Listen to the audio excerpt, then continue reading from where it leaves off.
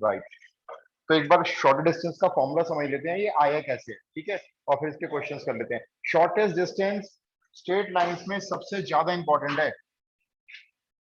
अगर आपके पास शिवदास का 10 ईयर्स हो तो आप देख सकते हो, उसमें लगभग हर साल इसका क्वेश्चन देते हैं ये।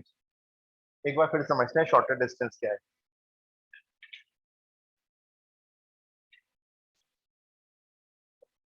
Shortest distance between skew lines. ये स्क्यू लाइंस क्या होती हैं भाई? Skew lines are lines in space, space में बन सकती हैं। अगर मैं चाहूं इस बोर्ड के ऊपर दो स्क्यू लाइन ड्रॉ कर दूं तो पॉसिबल नहीं है।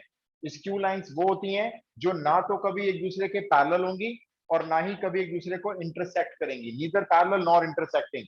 जैसे जैसे कि ये मेरे दो मार्कर, अब देखो ये ऐसे जाएगा और ये ऐसे जाएगा, कभी भी एक दूसरे से मीट नहीं करेंगे, तो ये स्क्यू लाइंस हो गई। कैसे बन सकती हैं? एक स्पेस में बन सकती हैं। अब मैंने इसका फॉर्मूला लिखवाया था, shortest distance between skew lines. एक मान लो इक्वेशन आपको ऐसे दी गई है, r vector equal to a one vector lambda b one vector, और दूसरी इक्वेशन ऐसे दी जाएगी, r vector is equals to a two vector plus mu के साथ बी टू वैक्टर। तो इनका शॉर्टेस्ट डिस्टेंस से क्या मतलब है, पहले ये समझ लो। शॉर्टेस्ट डिस्टेंस का मतलब पहले बताओ क्या होता है? शॉर्टेस्ट का मतलब क्या? कम से कम दूरी, और कम से कम दूरी तभी होगी जब परपेंडिकुलर होगा। जैसे ये दो स्क्यू लाइंस हैं, तो इनकी कम से कम दूरी कब होगी बताओ? ये लाइन और ये लाइन के बीच का शॉर्टेस्ट डिस्टेंस कैसे निकलेगा? शॉर्टेस्ट जब हम इसके इस पॉइंट से परपेंडिकुलर यहां ड्रॉ करेंगे, यहां से यहां। तो मैं एक पेन का कैप देना, फॉर्मूला इसलिए समझा रहा हूं कि साइंस स्टूडेंट्स को आगे जाके चीजें दिक्कत करती हैं, सिर्फ फॉर्मूला याद करके क्वेश्चन करना पर्पस सॉल्व नहीं करता है। तो जैसे मान लेते हैं ये हमारा शॉर्टेज डिस्टेंस है, जो ब्लू कलर का कैप है, ये हमको निकालना। तो कॉन्सेप्ट क्या लगाते हैं हम लोग?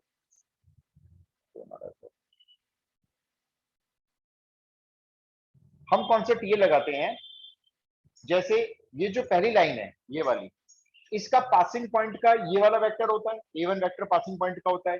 तो मान लेते हैं इस लाइन पे कहीं पे भी हो सकता है वो, हमने माना वो यहां पर होगा, राइट। इस जगह पर इस लाइन का ये वाला पासिंग पॉइंट होगा, और जो दूसरी लाइन नीचे वाली है, इसका मान लेते हैं पासिंग पॉइंट ये जो A2 वेक्टर है वो यहाँ पे होगा, ठीक है। अब हमने क्या किया, इस वाले A1 को इस वाले A2 से ज्वाइन कर दिया। तो इमेजिन कर पाओगे लाइन ऐसे आएगी ज्वाइन करके सामने की तरफ, दिख जाएगी लाइन आपको। ये किसको ज्वाइन किया मैंने बताना? इसके कैप को, यानी कि ब्लैक कैप को इसके ब्लैक कैप से ऐसे ज्वाइन करके एक लाइन ऐसे बना दी। अब मैं उसका प्रोजेक्शन, अब याद है आपको प्रोजेक्शन क्या होता है? प्रोजेक्शन क्या होता है? जैसे मुझे इस वाले पेन का, इस मार्कर पेन का प्रोजेक्शन इस पे निकालना है, तो प्रोजेक्शन का मतलब क्या होता है? एक परपेंडिकुलर यहां से ड्रॉप करो, एक परपेंडिकुलर नीचे से ऐसे ड्रॉप करो। वो जो परपेंडिकुलर यहाँ पे मीट करेंगे दोनों, ये जो डिस्टेंस आएगा, ये आपका प्रोजेक्शन है इस मार्कर का इस बोर्ड पे। अगर मैं इसको थोड़ा टेढ़ा कर लूं ऐसे, तो प्रोजेक्शन कम बनेगा ज्यादा बनेगा? अब थोड़ा टेढ़ा कर लिया, अब कम बनेगा। बिल्कुल सीधा कर लूं अगर मैं, बिल्कुल परपेंडिकुलर, अब बोलो प्रोजेक्शन क्या आएगा? डॉट आएगा। प्रोजेक्शन के लिए क्या करना है? जो भी फिगर होती है, इसके दोनों एंड पॉइंट से स्क्रीन के ऊपर, ये स्क्रीन है, यहां से दो परपेंडिकुलर ड्रॉप किए जाते हैं। वो परपेंडिकुलर जहां पे भी आते हैं, उन दोनों को ज्वाइन करके पॉइंट्स को, ये जो डिस्टेंस आता है ये प्रोजेक्शन होता है। तो फॉर्मूला कैसे बनता है देखो, ये दोबारा समझो। हमने किसको ज्वाइन करा? इस वाले पॉइंट को किससे ज्वाइन किया? इससे ज्वाइन किया। अब मैं आपको बोलूंगा स्क्रीन बनाओ। स्क्रीन जैसे मेरा बोर्ड है, प्रोजेक्शन को बनाने के लिए स्क्रीन चाहिए होती है, तो स्क्रीन बनानी है आपको। इस पेन कैप के अलोंग जो वेक्टर जा रहा होगा, इस पेन कैप के अलोंग बताओ वेक्टर कौन सा होगा, कैसे निकलेगा वो वेक्टर? पेन कैप के अलोंग, आपने जो लास्ट क्लास में क्वेश्चंस किए थे वो यही किए थे। मुझे इस पेन कैप के अलोंग एक वेक्टर चाहिए, पहले बताओ वो कैसे निकलेगा? मेरे पास ये जो पेन कैप के अलोंग वेक्टर है, मान लो वो बी वेक्टर है, क्रॉस प्रोडक्ट से। छोटी सी बात, क्रॉस प्रोडक्ट किस किस का क्रॉस प्रोडक्ट? B1 का और B2 का। तो जब आप B1 और B2 का क्रॉस प्रोडक्ट करोगे तो एक वेक्टर आएगा, वो कौन सा वेक्टर होगा? जो इस पेन कैप के अलोंग जा रहा होगा, राइट। अब हमें उस वेक्टर की लंबाई चाहिए सिर्फ इतनी। तो आपने क्या किया, प्रोजेक्शन निकालने के लिए ये जो आपने ज्वाइन कर रखा है ये ऐसे ज्वाइन होगा ना, मान लो मैं इसको हटा देता हूँ बीच में से, ये कैप डोमेन हटा देते हैं, तो आपने ज्वाइन कैसे किया हुआ होगा, आपने ज्वाइन इसको ऐसे किया हुआ होगा, देखो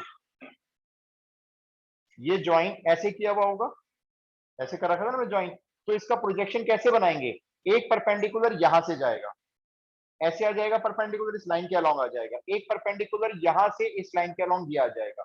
अब बताओ इस स्क्रीन के ऊपर, जो स्क्रीन मेरी फिलहाल अभी क्या है, ये पेन कैप है, तो उस स्क्रीन के ऊपर प्रोजेक्शन कहां बनेगा, एक परपेंडिकुलर यहां से ऐसे आ गया, एक परपेंडिकुलर यहां से ऐसे आ गया, तो ये प्रोजेक्शन यही तो है।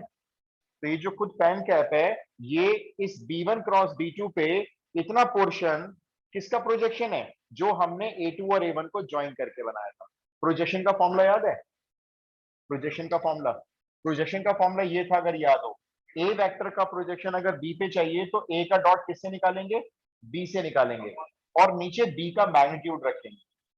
आपको किसका प्रोजेक्शन चाहिए, आपको प्रोजेक्शन चाहिए A2 माइनस A1 को ज्वाइन करके जो वेक्टर बना, इसको वेक्टर बना ज्वाइन करके हमने, तो ये वो वेक्टर है, इसका प्रोजेक्शन किस पे चाहिए हमें, जो उस पेन कैप के अलोंग वेक्टर जा रहा है, और वो वेक्टर कैसे निकाला था हमने, B1 क्रॉस B2 से।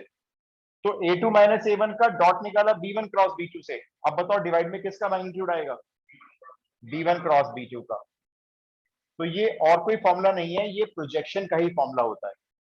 किसका प्रोजेक्शन, दोनों पॉइंट को ज्वाइन करके, दोनों लाइन के पासिंग पॉइंट को ज्वाइन करने से जो वेक्टर बना वो ये था, उस वेक्टर का प्रोजेक्शन किस पे निकाल रहे हैं, जो B1 और B2 के क्रॉस प्रोडक्ट से वेक्टर आ रहा है, तो उसका dot product B1 cross B2 से निकाला, नीचे B1 क्रॉस B2 का मैग्नीट्यूड। ये फॉर्मूला होता है shortest distance between skew lines, जिसको आप यूज करते हो।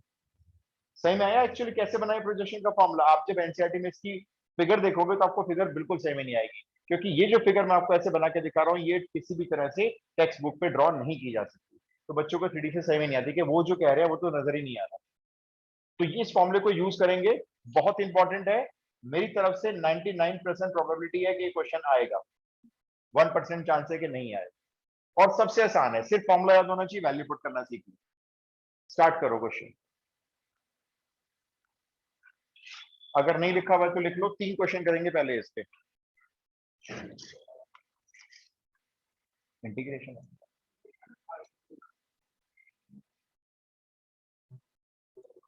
Find the shortest distance. Find the shortest distance between the lines. First से स्टार्ट करो, मैं आ रहा हूं तुम्हारे पास। Between the lines. अब लाइंस की इक्वेशंस लिखो।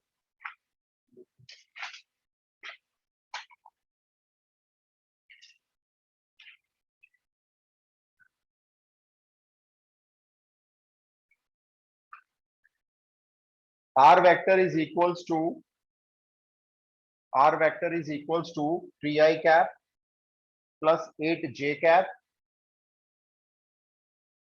3i cap plus 8j cap plus 3k cap plus lambda, lambda के साथ सेकंड वेक्टर है 3i cap minus j cap plus k cap.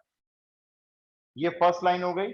अब सेकंड लाइन लिखो, इसमें फर्स्ट वेक्टर है minus 3i cap minus 7j cap and plus 6k cap, फिर plus mu, इसके साथ है आपका minus 3i cap plus 2j cap और प्लस 4k कैप। इस तरह से 2 लाइन आपको दे दी जाएंगे और कहा जाएगा इनका शॉर्टेस्ट डिस्टेंस फाइंड करो।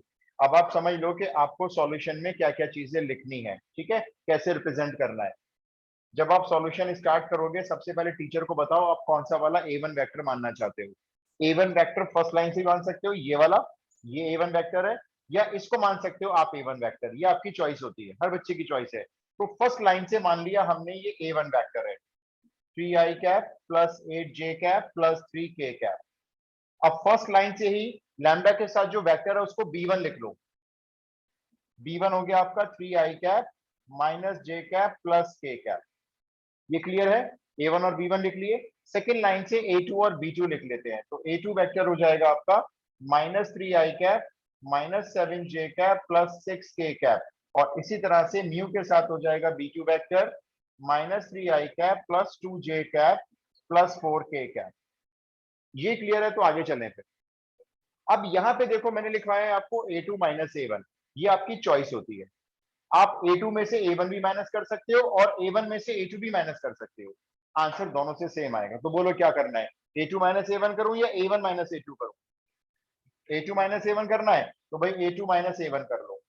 ये A2 है, इसमें से A1 को माइनस करेंगे, -3i ये बन गया -6i, -7j -8j ये बन गए -15j, 6 के -3 के ये बन गए +3 के। ये A2 माइनस A1 हो गया। बहुत ध्यान से करना, प्लस माइनस की गेम है बस, और ज्यादा कुछ नहीं है। अब यहाँ पे आपको फाइंड करना है B1 क्रॉस B2। यहाँ पे भी आपकी चॉइस होती है, B1 क्रॉस B2 फाइंड कर सकते हो, B2 क्रॉस B1 भी कर सकते हो, मर्जी होती है। तो चलो हमने किया B1 क्रॉस B2। डिटरमिनेंट बनाओगे, यहाँ लिखोगे IJ के, सेकेंड रो में B1 के कोफिशिएंट्स 3 -1 1 और इसमें थर्ड रो में -3 2 एंड 4। ठीक है, एक्सपेंड करना सबको आता होगा मेरे ख्याल से, एक्सपेंड कर लोगे इसको। आई कैप के अकॉर्डिंग कितना आएगा देखो, -4 -2 -6 आई कैप, जे से आएगा 12 + 3 -15 के कैप, सॉरी जे कैप +3 के कैप आ रहा है, 6 -3 प्लस ये आपका 3 के कैप आ रहा है। जरा डिटरमिनेंट को खोलते वक्त थोड़ी सी सावधानी लेनी है, प्लस माइनस में गड़बड़ हो जाती है क्योंकि। अब देखो आपने ये सब सॉल्यूशन के पार्ट में ऐसे दिखा दिया, उसके बाद आप क्या करेंगे, ये फॉर्मूला शो करेंगे जरूर हर हालत में। फॉर्मूला लिखने के 0.5 मिलते हैं अलग से, आपकी कैलकुलेशन रॉन्ग हो जाएगी ना तो कम से कम फॉर्मूले के 0.5 तो मिलेंगे, अगर रॉन्ग हो जाती है तो। वैसे कुछ है नहीं रॉन्ग होने वाली बात। अब मैं फॉर्मूला तो लिखा हुआ है, समझ मैं लिख नहीं रहा हूं, तो मैं यहाँ पे लिखूंगा सीधा shortest distance is equals to, फॉर्मूले में क्या करना है, जो A2 माइनस A1 निकला है उसका डॉट B1 क्रॉस B2 से निकालना है। तो डॉट सबको निकालना आता है। अब ये A2 माइनस A1 है और ये आपके सामने B1 क्रॉस B2 है, तो -6 इंटू -6 36 -15 इंटू -15 प्लस का 225 और +3 इंटू +3 प्लस का 9 डिवाइड में B1 क्रॉस B2 का मैग्नीट्यूड, इसका मैग्नीट्यूड आएगा, ये आ जाएगा 6 का स्क्वायर 36, 15 का स्क्वायर 225 और 3 का स्क्वायर 9, इनको प्लस कर लो, ये बन गया 270, नीचे बन गया √270, ये आंसर हो गया। या इसको और सिंप्लीफाई कर सकते हो, 270 √270 से डिवाइड हुआ तो √270 ये आपका डिस्टेंस आ गया। यही छोड़ देते हैं। तो बहुत ही सिंपल काम है, दो इक्वेशन जो दी जा रही हैं उसमें से पहले 4 वेक्टर लिखने हैं, A1 B1 A2 B2। 4 vector लिखने के बाद दो चीजें कैलकुलेट होनी है, A2 माइनस A1 कैलकुलेट होना है, सिंपल माइनस करना है, और B1 क्रॉस B2 कैलकुलेट होना है, और फिर फॉर्मूला शो करना है आपको, उसमें आपको ऊपर निकालना है डॉट प्रोडक्ट और नीचे B1 क्रॉस B2 का मैग्नीट्यूड आएगा। अब कोई डाउट है तो पूछो, आपको 2 क्वेश्चन करके दिखाने हैं मुझे, बोलो, लिखो सेकंड क्वेश्चन। अब कुछ कैमरा ब्लर हो रहा है।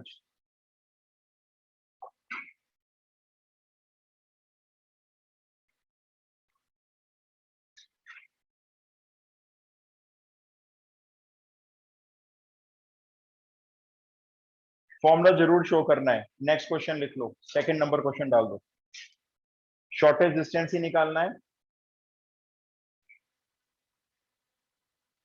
इक्वेशंस हैं x-1/2, मतलब मेरी जो इक्वेशंस हैं वो कार्टेशियन फॉर्म में दी जा रही है इस बार।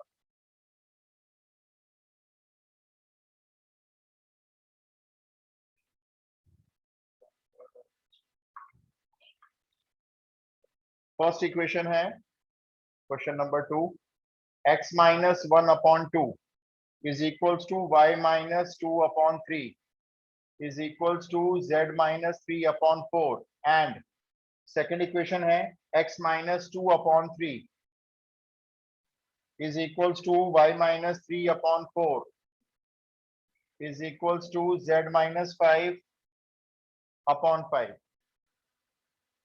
अब आप जब सॉल्यूशन स्टार्ट करेंगे तो सबसे पहले आप मेरे को ये बताएंगे A1 वेक्टर क्या लेना है। फर्स्ट लाइन का पासिंग पॉइंट के कोऑर्डिनेट्स बता सकते हो? बस 1 2 3 पासिंग पॉइंट है, इसका वेक्टर बना दो यहाँ पे, ये रहा, ये A1 हो गया। पासिंग पॉइंट कैसे निकलता है लाइन का, तीनों पार्ट को मन में अपने 0 से इक्वेट कर लो, एक्स वाई जेड निकाल लो, ये आपका A1 वेक्टर है। और B1 वेक्टर ये डायरेक्शन रेशियो से बना हुआ है, ये नीचे डायरेक्शन रेशियोज आपका B1 वेक्टर है, 2i plus 3j plus 4k। अब इस क्वेश्चन को आगे अपने आप कर लो, बिना गलत किए आंसर सही बताना भाई।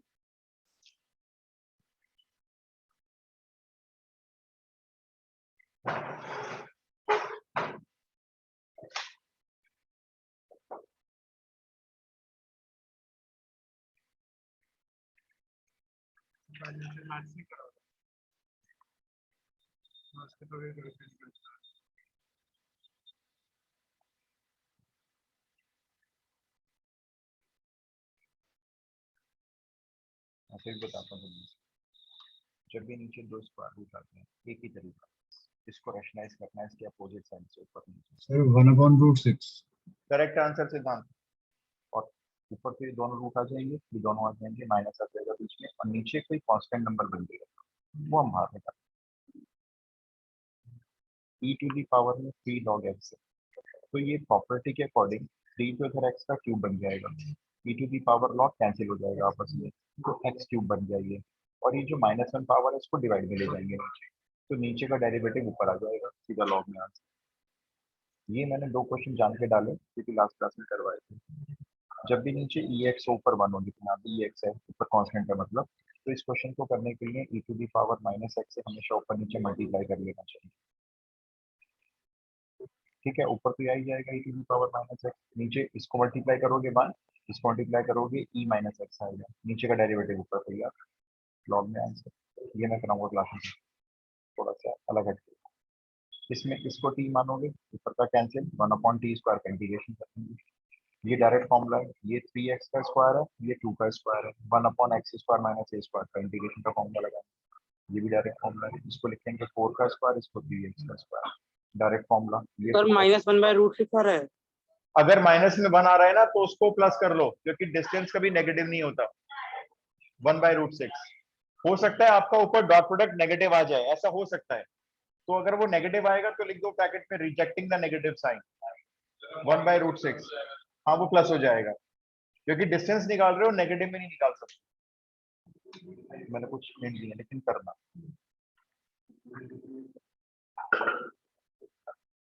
भाई मेरे को जल्दी से बताओ, बाकी बच्चे थोड़ा जल्दी से बता दो, 1/√6 अभी एक और करोगे।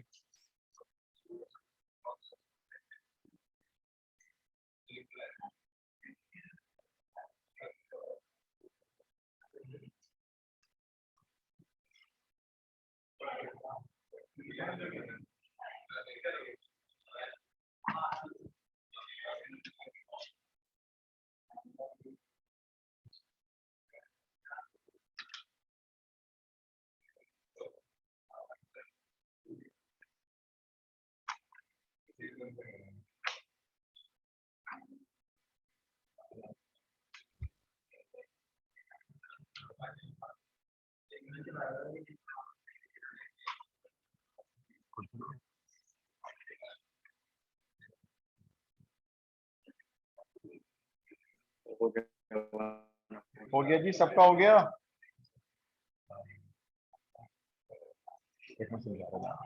Yes sir. Okay, next question लिखो,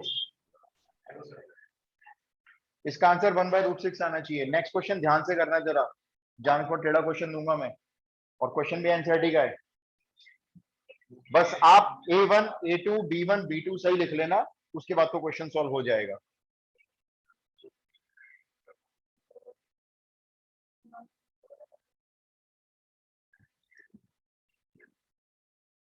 लिखो,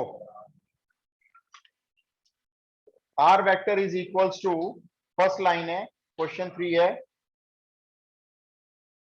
R vector is equals to 1 - t I cap plus t - 2 j cap plus 3 - t k cap. ये लाइन 1 है और अब ये लाइन 2 है। R vector is equals to s + 1 I cap plus 2s minus 1 j cap और minus bracket 2s प्लस 1 k cap. ये NCERT का क्वेश्चन है। इसमें बच्चे A1 और B1 नहीं ढूंढ पाते। आप मुझे लाइन 1 से A1 वेक्टर और B1 वेक्टर बता दो, मेरे को तो साफ दिखाई दे रहा। सर ये s+1 लिखा है आर जो हाँ, ये s+1 है। s+1 2s माइनस 1 2s प्लस 1। सर I cap minus 2 फिर J cap वो plus 3 K cap.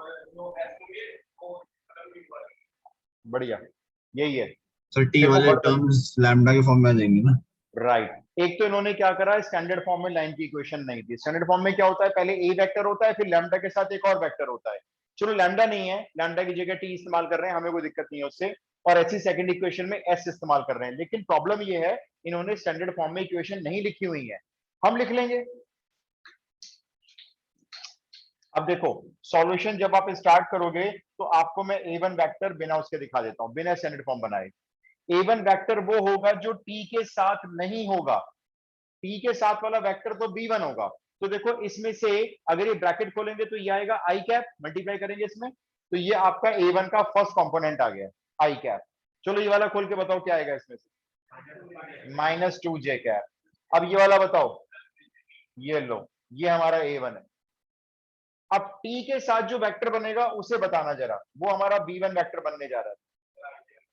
यहां से स्टार्ट करो, माइनस आई कैप, T मत लेना क्योंकि वो तो लैम्डा है, प्लस जे कैप। अब बोलो माइनस के कैप। ध्यान से लेना जरा, क्योंकि प्लस माइनस अगर रॉन्ग लिए तो आंसर रॉन्ग हो जाने वाला है। तो सिर्फ फॉर्मूला लिखे हुए के मार्क्स रह जाएंगे। इसी तरह से अब आप अपनी सेकंड लाइन से A2 वेक्टर और B2 वेक्टर लिख लो, A2 वेक्टर और B2 वेक्टर। और अब इसका आंसर चेक करा दो। ये एनसीईआरटी का क्वेश्चन है, बोर्ड में 2 बार आया हुआ है, लिख लेना 2 टाइम्स।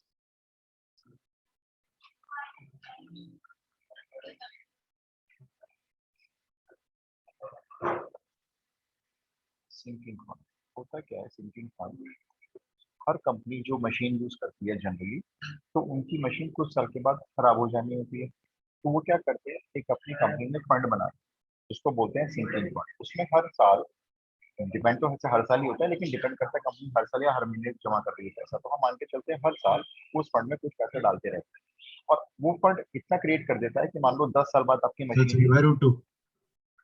रॉन्ग आ रहा है सिद्धांत, ध्यान से करो, मैच नहीं हुआ।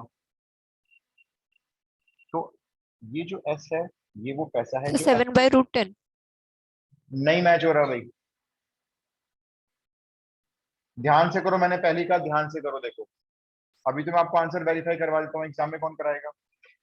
ये आर जो होता है, ये हर साल जो हम पैसा डालते हैं, ये वो। एस क्या है, जितना पैसा इकट्ठा हो जाएगा इंटरेस्ट लगने के बाद। आई इसमें रेट ऑफ इंटरेस्ट चार्ज है। N number of instalments. 3/√2 आ रहा है क्या? क्या आ रहा है 3 बताना। upon root 2 आ रहा है. 3/√2 आ रहा है, हो सकता है फिर बुक में गलत है। और कोई देखना, 2 बच्चों का 3/√2 मैच हो रहा है, हो सकता है बुक में गलत हो, वैसे तो वो चेक कर लेते हैं फिर भी। तो हमें क्या निकालना है इसमें, हमको हर क्वेश्चन में जनरली आर निकालना होगा कि कितना पैसा फंड में डालना है। 3/√2 आ रहा है। 3/√2 आ रहा है ना, हाँ, तो हो सकता है फिर ये बुक में मिसप्रिंट है। सर ये वाला एक बार करवा दो। मैं करवाया था, रुको। How much would the company set aside, कितना जोड़ देता है हर साल के एंड में, अगर उनको एक मशीन परचेज करनी है जिसकी कॉस्ट 2 लाख, वो भी कब करनी है, 6 साल के बाद। इंटरेस्ट कितना लगेगा, 10% पर एनम कंपाउंड में। ये वैल्यू ऐसे एग्जाम में दी हुई है। हमने जब सॉल्यूशन स्टार्ट किया सारी चीजें लिखनी है। एस है हमारा 2 लाख रुपए।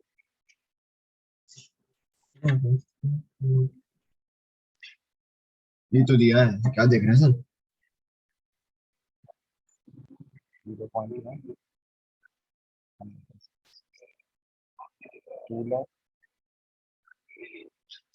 ये 1 plus 0.1 that means 1.1 power 6 minus 1 upon 0.1। ये तो अप्रॉक्सिमेटली में जाएगा, तो ये 2 लाख के 20,000 रह जाएंगे, क्योंकि पॉइंट से एक जीरो कट जाएगा।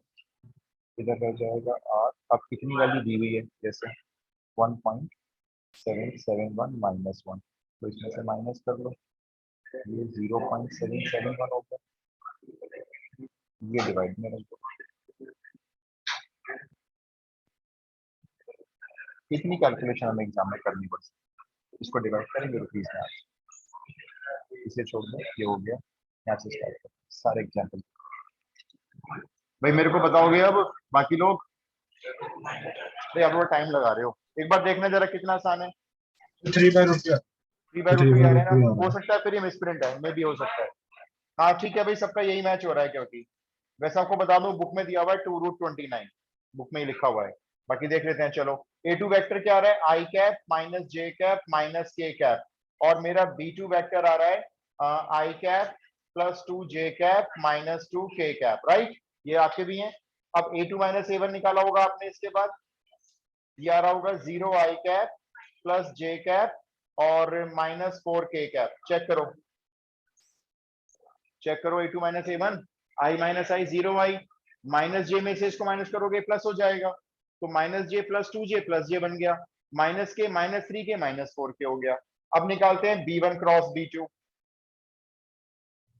फर्स्ट रो में आई जे के, सेकेंड रो में -1 1 -1, थर्ड रो में 1 2 -2। एक्सपेंड करते हैं तो ये आएगा -2 और +2, ये हो गया 0 आई कैप।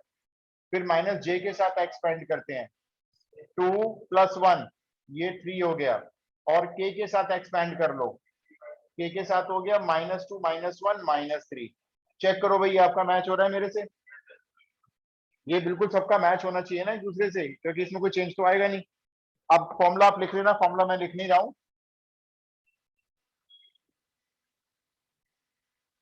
और अब आपका जो शॉर्टेस्ट डिस्टेंस आएगा, इन दोनों का डॉट प्रोडक्ट करते हैं चलो। 0 × 0 0, 1 × -3 -3, -4 × -3 +12 divided by magnitude of B1 cross B2, 0 +9 +9। तो ऊपर बचेगा 9 और नीचे बचेगा √18। इसका मतलब ये हो जाएगा 9/3√2। तो 3 से 9 डिवाइड हो जाएगा, आंसर हो गया 3/√2। Simple calculation. क्या सबको क्लियर हो गया? शॉर्टेस्ट डिस्टेंस बड़ा ही आसान काम है, बहुत इंपॉर्टेंट है। अब मैं आपको Yes, इसका sir. एक फॉर्मूला और बता रहा हूं, आप उसको लेकिन इस एग्जाम में बोर्ड में इस्तेमाल बिल्कुल भी नहीं करेंगे। आपकी नॉलेज के लिए बता रहा हूँ, एनसीईआरटी में भी गिवन है, क्योंकि बड़ा खतरनाक फॉर्मूला है। वैल्यू पुट करते बच्चे गलत आंसर निकाल देते हैं, मतलब कंसंट्रेशन नहीं बना पाते, और फॉर्मूला वैसे ही ये है। हो सकता है आप लोग कर लो, आपको ये अच्छा लगे तो आप ये कर लेना भाई। ये लो, x2 - x1 y2 - y1 z2 - z1 a1 b1 c1 a2 b2 c2, ये है आपका एक डिटरमिनेंट। ठीक है, अब ये डिटरमिनेंट डिवाइड होगा, किससे डिवाइड होगा? Whole under root. अब होल अंडर रूट में क्या है? a1 b2 minus a2 b1 का square plus b1 c2 minus b2 c1 का square plus a1 c2 minus a2 c1 का स्क्वायर। ये वही फॉर्मूला है। ये ऊपर जो आपने डॉट निकाला था ना a2 माइनस a1 का, किसके साथ डॉट निकाला था? b1 क्रॉस b2 से। वो एक्चुअल में होता है स्केलर ट्रिपल प्रोडक्ट। तो वो अब है नहीं, कोर्स मैंने करवाया नहीं है फिलहाल अभी, उसको ऐसे भी रिप्रेजेंट किया जाता है। और ये नीचे वही है b1 क्रॉस b2 का मैग्नीट्यूड। ठीक है, अब समझो इसमें सारी चीजें कहां से लाओगे आप। ये x2 y2 z2 second line का पासिंग पॉइंट के कोऑर्डिनेट्स है। x1 y1 z1 ये फर्स्ट वाली लाइन के पासिंग पॉइंट है, कोऑर्डिनेट्स हैं उसके।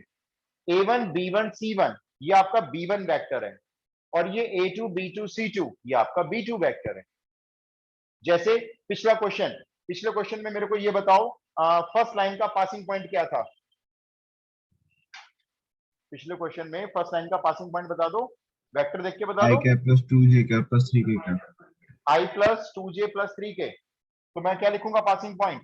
x1 y1 z1 is equals to 1 2 3। यही है, चेक करो। यस फर्स्ट लाइन का पूछ रहा हूं मैं, -2 है, चलो -2। अब फर्स्ट लाइन का ही मेरे को b1 वेक्टर बोलो।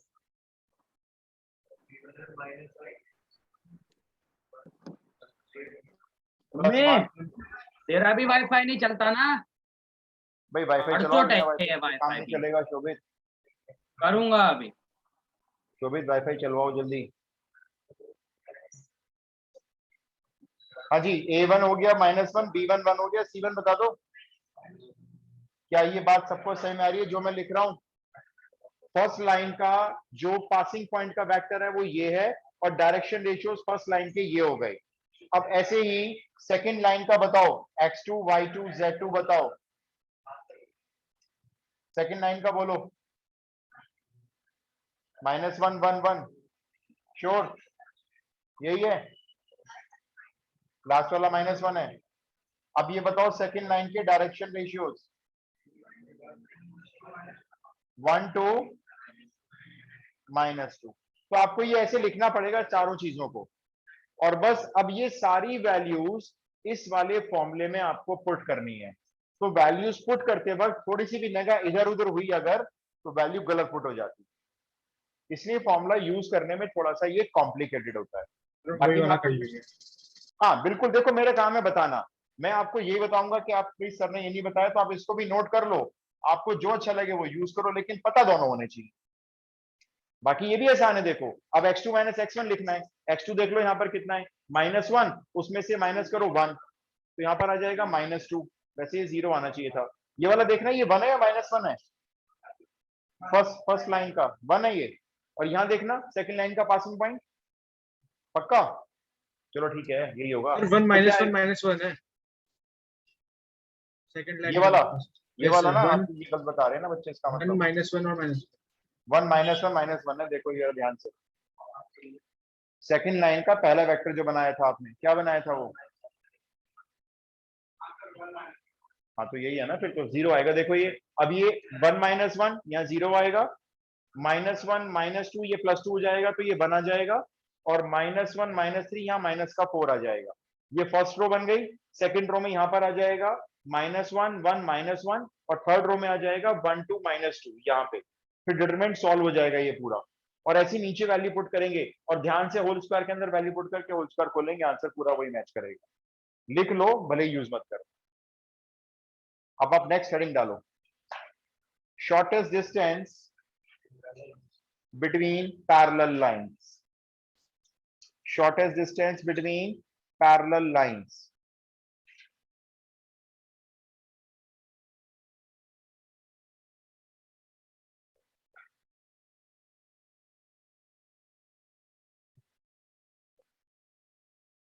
पैरेलल लाइंस में कौन सा वेक्टर है जो सेम रहेगा? सभी। बी, क्योंकि पैरेलल लाइंस में क्या होगा, आपकी दोनों लाइन एक ही वेक्टर के पैरेलल चलेंगी। तो कुछ ऐसे होगा, देखो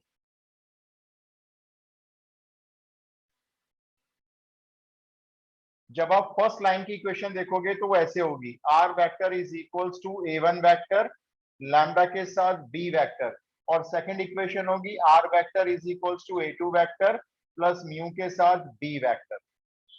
आप एग्जाम में ये लिखा हुआ नहीं आएगा कि लाइन पैरेलल है, एग्जाम में क्या लिखा हुआ आएगा, फाइंड द शॉर्टेस्ट डिस्टेंस। ये तो आप पहचानोगे कि लाइन पैरेलल है या नहीं है। कैसे पहचानोगे? इस बी वेक्टर से। या तो ये बिल्कुल सेम दिखाई देगा आपको, लैम्डा के साथ और म्यू के साथ बिल्कुल सेम दिखाई देगा, बिल्कुल सेम दिखाई दे जाएगा, आप समझ जाओगे इसका और इसका पैरेलल वेक्टर सेम हुआ, तो दोनों लाइन पैरेलल हो गई। और अगर सेम नहीं हुआ तो हो सकता है इसका 2 टाइम्स नजर आएगी, या इसका -1 टाइम नजर आए, या इसका हाफ टाइम्स नजर आए। मतलब इन दोनों वेक्टर का रेशियो जो होगा वो सेम दिखाई देगा, और अगर एक भी डिफरेंट हो गया तो पैरेलल नहीं है, फिर वो स्क्यू हो जाएंगे। जैसे पहले आप इसका फॉर्मूला लिख लो, पैरेलल लाइन का शॉर्टेस्ट डिस्टेंस का फॉर्मूला बिल्कुल डिफरेंट है पहले वाले से। इसमें पहले आप निकालेंगे A2 - A1, वो तो उसमें भी निकाला था हमने। अब A2 - A1 का क्रॉस प्रोडक्ट करेंगे बी वेक्टर के साथ।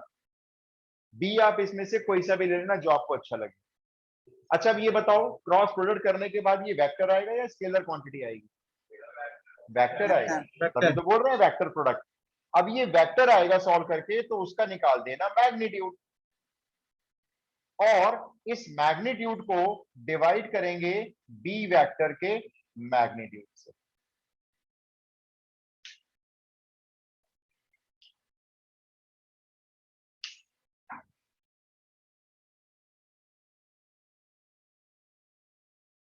इसका भी प्रूफ बड़ा आसान है, बताया प्रूफ या रहने दूं? चलो क्वेश्चन लिखो। 0 हो जाएगा ना, क्योंकि देखो उसमें आप निकालोगे b1 क्रॉस b2, आपका b1 क्रॉस b2 जब निकालोगे ना और वो दोनों वेक्टर सेम रेशियो में होंगे तो आपका b1 क्रॉस b2 0 आएगा। और सोचो जब ये 0 आएगा तो 0 का डॉट इससे निकालोगे, आंसर आपका 0 हो जाएगा। इसलिए आपको क्वेश्चन में ध्यान से रीड कर लेना है कि लाइन पैरेलल तो नहीं दी है कहीं। जैसे क्वेश्चन लिखो, फर्स्ट लाइन है r vector is equals to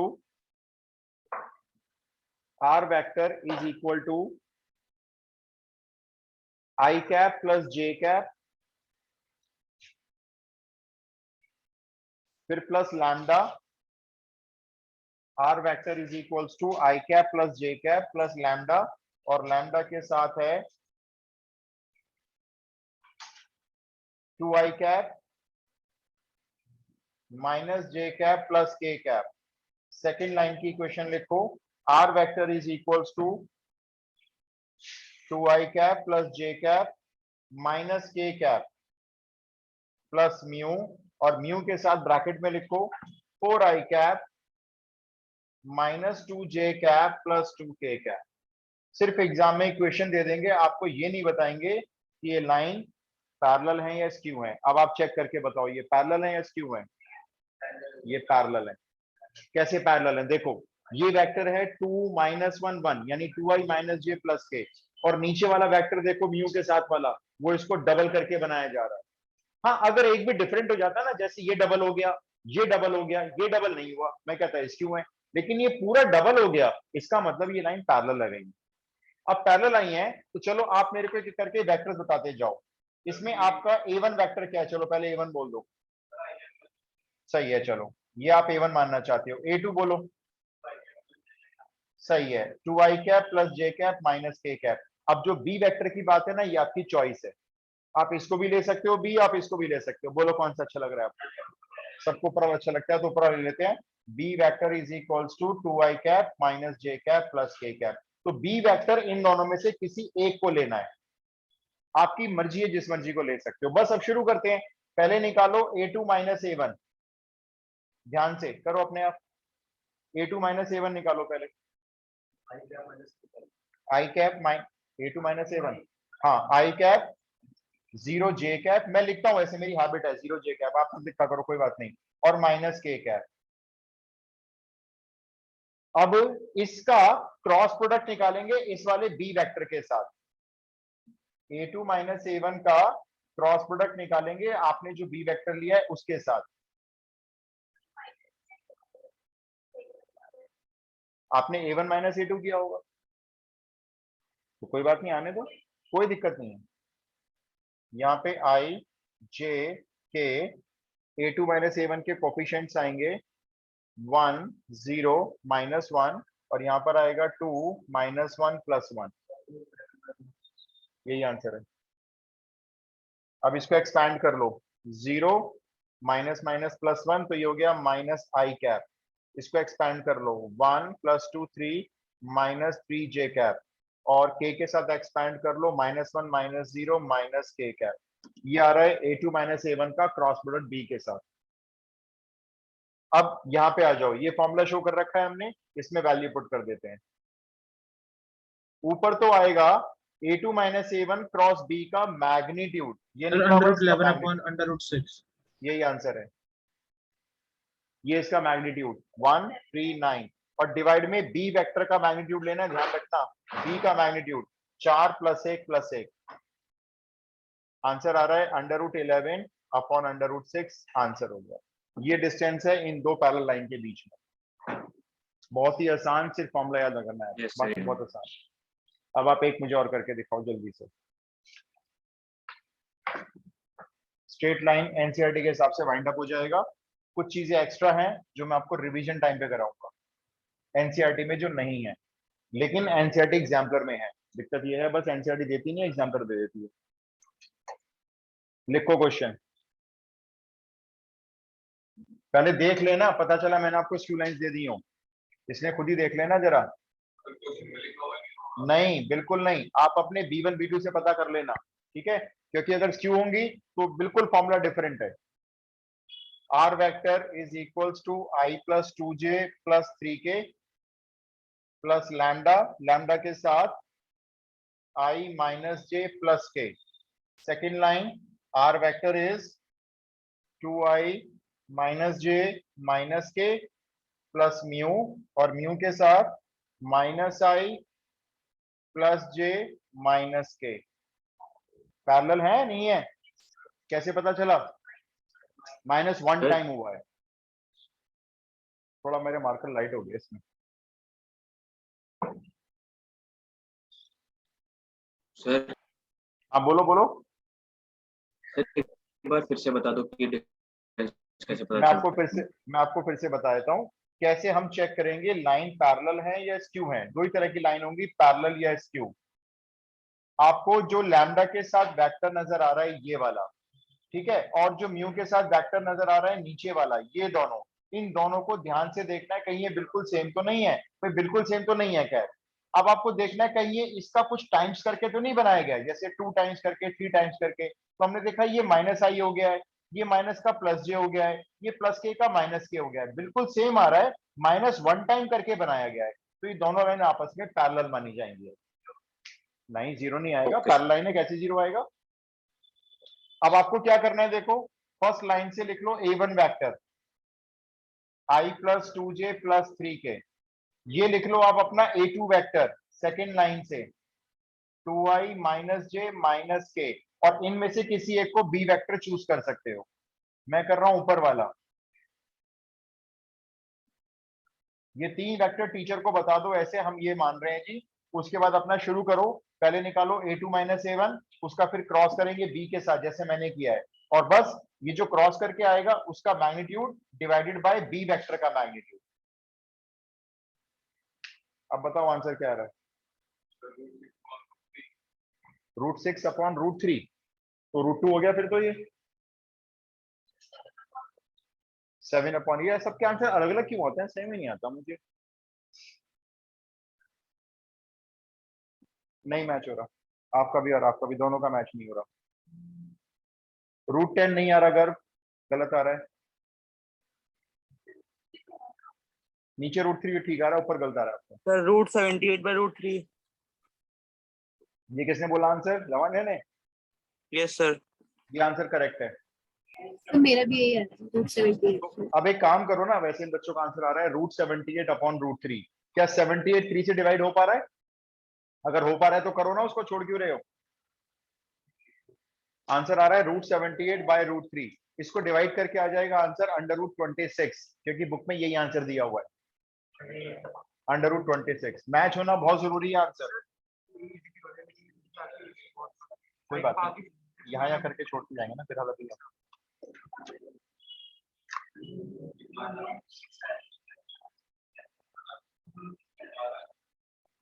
ये थोड़ा सा करो, 5 एग्जाम्पल करो, अच्छे से प्रैक्टिस हो जाएगी ना, पेपर पर रेडी करवाएगा हमको।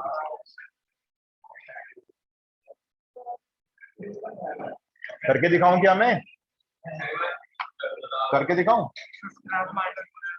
हाँ, तो जो हमको उस टाइम पे सम एक्यूमुलेट करना है, टोटल मशीन की जो कॉस्ट होगी उसमें से ये स्क्रैप माइनस करके इतना पैसे इकट्ठा करना है हमें फंड में। लो देख लो भाई, नहीं आ रहा तो बाकी कुछ है नहीं भाई, वैसे मेरे कराने वाली बात कुछ है नहीं। नहीं अब तो पूरा करा दूंगा, ऊपर का क्या। देखो पहले मैं निकालूंगा a2 माइनस a1, राइट? ध्यान से देखना जरा, 2i में से i कैप माइनस हुआ, i कैप बचा, माइनस j में से 2j माइनस हुए, माइनस के 3j बन गए, और माइनस के में से -3 हुआ तो माइनस का 4k बन गया। पहले माइनस देख लो, गलत तो नहीं हो रहा ना ये आपका कहीं? अब a2 माइनस a1 का क्रॉस निकालेंगे b वेक्टर के साथ,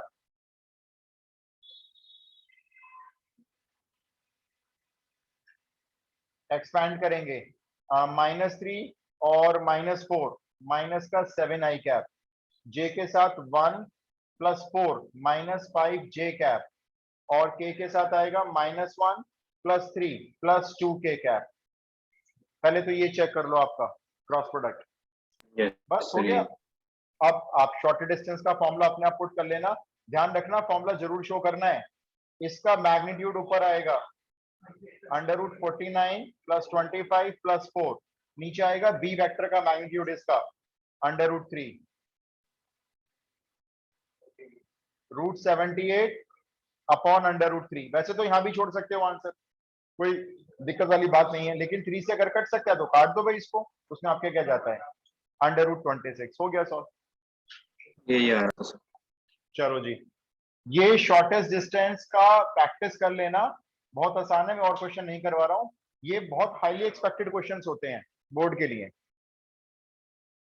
एक चीज और है इसमें, अभी चीजें तो बहुत हैं जो रिवीजन टाइम पे कवर करूंगा, लेकिन छोटी चीज कवर करेंगे आज, general point on a line. ये भी एनसीईआरटी कवर नहीं कर रही है और इसके क्वेश्चन बोर्ड में बहुत आते हैं। वो ये सोचते हैं कि हमने लाइन सिखा दी है तो उससे रिलेटेड सारी चीजें बच्चे को आ जाएंगी, वो ऐसा सोचते हैं। General point on a line, बहुत सिंपल सी बात है। देखो, कोई भी लाइन स्पेस में जाती है, मान लो ये लाइन स्पेस में जा रही है, मुझे इस लाइन के ऊपर एक पॉइंट खुद एज्यूम करना है। भाई एक पॉइंट तो लाइन का आप बता सकते हो, जैसे मान लो मैंने कहा ये एक लाइन है,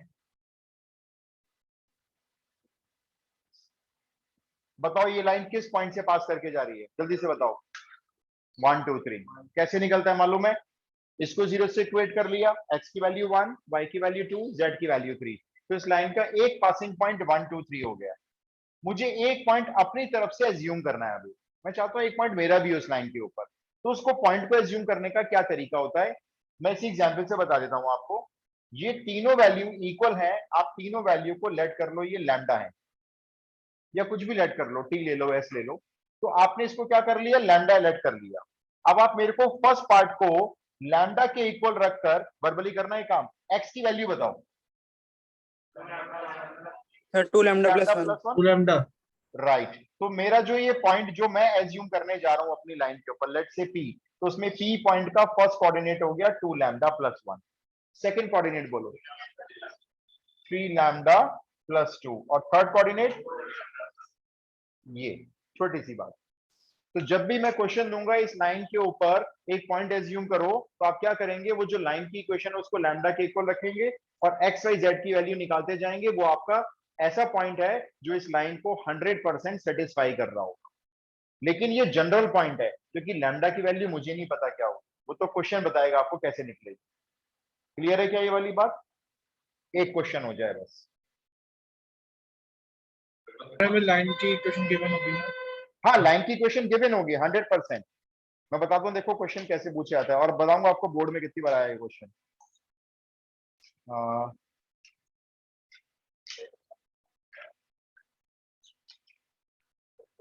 लिखो,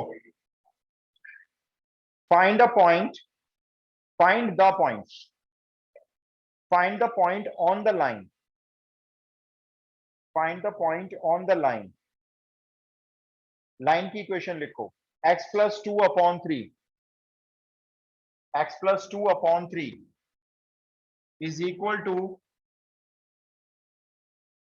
y plus 1 upon 2 is equal to, I repeat, line की इक्वेशन है x plus 1 upon 3, sorry x plus 2 upon 3 is equals to y plus 1 upon 2 is equals to z minus 3 upon 2। Find the point on the line, ये वो line हो गई। आगे लिखो, at a distance of 5 units, at a distance of 5 units from the point, at a distance of 5 units from the point P, capital P बनाएंगे, from the point P, और P point के coordinates लिखेंगे 1 3 3, 1 3 3।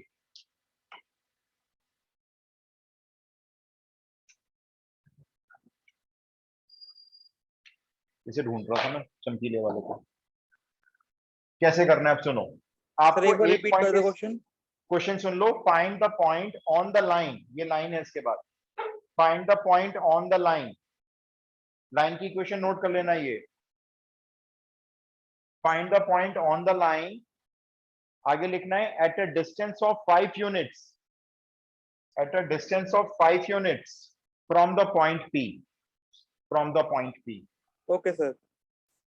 Question का solution start किया आपने, इस line का एक पॉइंट पूछ रहा है वो आपसे, आपने क्या करा, लाइन की इक्वेशन क्वेश्चन पेपर से नोट कर ली, इसको लिख दिया इक्वल टू लैम्डा। ठीक है, उस पॉइंट का कोई नाम बोलो जो रखने जा रहे हैं आप। पी तो ऑलरेडी है, कुछ और बोलो, क्यू रख लेते हैं। चलो बोलो, क्यू पॉइंट के कोऑर्डिनेट्स बोलो, यहां से एक्स बोलो निकाल के, 3 लैम्डा माइनस 2। अब वाई बोलो, 2 lambda minus 1, 2 lambda plus 3। I hope ये सबको क्लियर है। क्या ये क्लियर है? हमने इस लाइन के ऊपर एक पॉइंट एज्यूम किया है, वो क्यू है, और पी पॉइंट आपका क्वेश्चन में पहले से है, और क्वेश्चन कहता है पी और क्यू पॉइंट के बीच में डिस्टेंस है 5 यूनिट का। पी और क्यू के बीच में डिस्टेंस रखना है 5 यूनिट का। तो डिस्टेंस फॉर्मूला यूज करो जो 11th क्लास में था, 10th क्लास में था, बड़ा सिंपल होता है। 3 लैम्डा माइनस 2 जो फर्स्ट कोऑर्डिनेट है, उसमें से ये वाला 1 माइनस करो, बोलो कितना हो गया? 3 लैम्डा माइनस 3, स्क्वायर लगा दो, x2 माइनस x1 का स्क्वायर हो गया। अब 2 लैम्डा माइनस 1 में से 3 माइनस करो, 2 लैम्डा माइनस 4, स्क्वायर हो गया। और तीसरा वाला बता दो, 2 लैम्डा प्लस 3 में से 3 माइनस कर दो, 2 लैम्डा का स्क्वायर हो गया। और इस पे क्या लगेगा? होल अंडर रूट लगता है, और ये इक्वल है 5 के। अब बताओ इसको सॉल्व करेंगे तो क्या निकल आएगा? लैम्डा निकल आएगा, और जब लैम्डा निकल आएगा तो उसको क्यू पॉइंट में डाल देंगे, तो हमारा क्यू पॉइंट सॉल्व करके आ जाएगा। ये क्वेश्चन 2 बार बोर्ड में पूछा गया है। सॉल्व करें, एक तो स्क्वायरिंग कर लेना भाई, रूट हटा देना, और बाकी मैं होल स्क्वायर खोल रहा हूं, देखो यहाँ पे 9 lambda square plus 9 minus 18 lambda plus 4 lambda square plus 16 minus 16 lambda plus 4 lambda square equal to 25। Whole square खोलने में कुछ नहीं किया, अपना समझ लेना इस बात को। कितने लैम्डा स्क्वायर हो गए? 9 4 13, 13 4 17, तो लैम्डा स्क्वायर हो गए। लैम्डा वाले देख लो भाई कितने हो गए, 18 और 16 माइनस के 34 लैम्डा हो गए। कांस्टेंट देख लो कितने हैं, 16 और 9 25, 25 से 25 तो कट गया भाई, ये अच्छी बात हो गई, ये इक्वल टू 0 हो गया। 17 lambda square minus 34 lambda equal to 0। Lambda की वैल्यू बता देना जरा। परफेक्ट, 0 और फिर से बताओ, 0 और 0 और 2 ही तो होगी। अगर लैम्डा की 2 वैल्यू आ रही हैं तो आपके क्यू पॉइंट भी 2 पॉसिबल होंगे, 0 और 2। वो तो देखो यहीं से सॉल्व हो जाएगा ना, ये तो इसमें से आपका 17 लैम्डा कॉमन हो जाएगा, तो यहां रह जाएगा लैम्डा माइनस 2 इक्वल टू 0।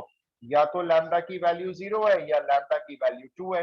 अच्छा चलो 0 वैल्यू मान के चलते हैं, तो क्यू पॉइंट बोलो क्या बना, यहां पुट करके बताओ। -2 -1 3, और एक दूसरा आंसर बोलो। अब लैम्डा की वैल्यू 2 पुट करके बोलो आंसर, इसी में 4 रखो, 3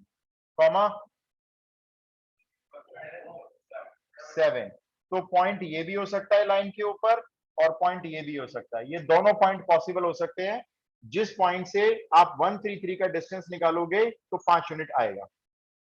ये दोनों ही आंसर आपके पॉसिबल आंसर। क्लियर है जनरल पॉइंट की बात? अब तो जब भी पॉइंट लेना है, अभी जब रिवीजन कराऊंगा तो इसके क्वेश्चंस कुछ एडवांस लेवल पे आएंगे, एनसीईआरटी एग्जामिनर में है काफी। अभी फिलहाल नहीं करेंगे, रिवीजन टाइम पे करेंगे। नेक्स्ट क्लास से आपका प्लेन स्टार्ट हो जाएगा। मुझे 3 क्लास प्लेन की चाहिए और 4 क्लास प्रोबेबिलिटी की चाहिए। 7 क्लास के बाद आपका कोर्स फिनिश होगा। कैप मतलब वो बहुत गर्मियां हो रही हैं, कैप रहने दो। बैड जोक लगा तो मतलब, ये लो लगा लो कैप। ओके जी, गुड इवनिंग एवरीबॉडी।